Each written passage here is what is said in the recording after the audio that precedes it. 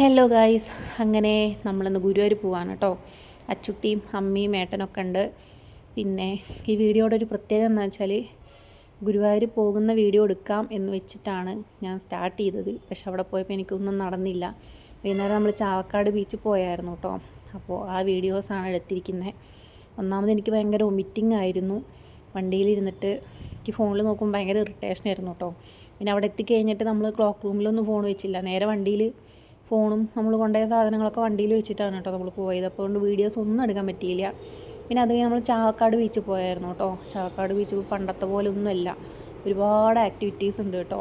നമുക്ക് മണലിക്കോട് ഓടിക്കുന്ന ആ ഒരു വണ്ടിയും 150 രൂപയാണ് കേട്ടോ വരുന്നത് ഒരു റൗണ്ട് പോയി വരാൻ.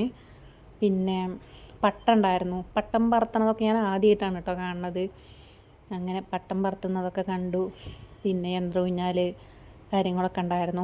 പിന്നെ ഏട്ടനും അച്ചുട്ടിയും കൂടി ഒരുപാട് നേരം കളിച്ചു കേട്ടോ കടലിൽ. എനിക്കാണെങ്കിൽ ഒന്നിനും പറ്റുന്നില്ല, തലവേദന ഉണ്ടായിരുന്നു, പിന്നെ ഛർദ്ദിക്കാൻ വരിക.